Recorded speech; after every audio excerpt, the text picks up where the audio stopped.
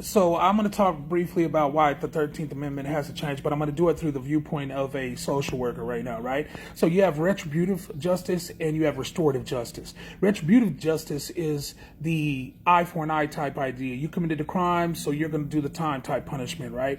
Restorative justice is like, why did that individual commit the crime, and how do you kind of change that on a systemic level, right? And I want you to think about, has anything in your life ever worked for you that you were forced to do? All right. Well, the answer to that is probably no, right? I mean, so your mama whooping you until you made your bed, that worked temporarily, but the minute that you was grown, it was like, fuck that, I ain't making this bed, I ain't scared of the belt, right?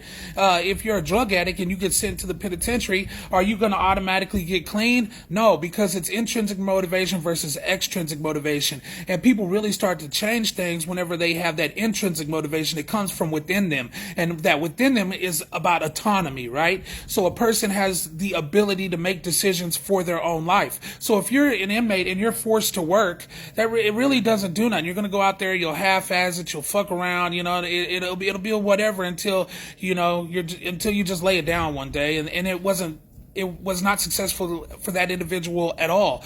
But if a person makes the choice to get up and go to work every day, then their attitude may change. They may want to change the way that they view their life because they feel like they have some sense of purpose, that was not forced upon them, right?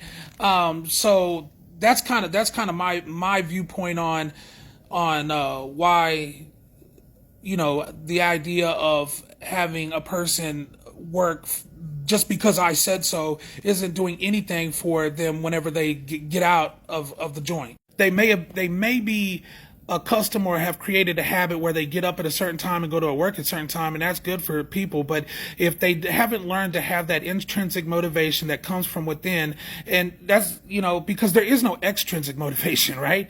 There's no paycheck for them at the end of the day. And if they are making any money at their jobs, they're doing it illegally, right? They can get in trouble for that. So they're taking that chance. So it really reinforces the idea of taking a chance whenever you get out the pen, so yeah, I just think we need to change that. The language in that is poor. People should work, but they should work because they've decided like that is the best thing for their program, and it is kind of individualized for them. I know that's an unrealistic thing, talking about the criminal justice system and the thousands of people we get in there, but I think the real change is to stop people from getting in the prisons, and that starts in the community, having more resources available for individuals, for vocational trainings, more addiction things, just having more resources, period. Like, I have a grandbaby right now, right? And my daughter is trying to find childcare for this grandbaby. And they said that she makes too much money to have free childcare through Early Head Start, which I think Early Head Start's a really good, a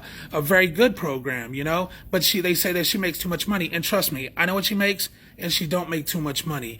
It's just like, we need to have more resources starting in places like that. She's working, she's doing what she's supposed to be doing. And, if there's not enough money left over to pay childcare, it's just crazy expensive high. You know what I mean? So, anyway, I think I'm rambling on a whole nother topic now, but I'll let y'all go. Yeah, we need to change things, man.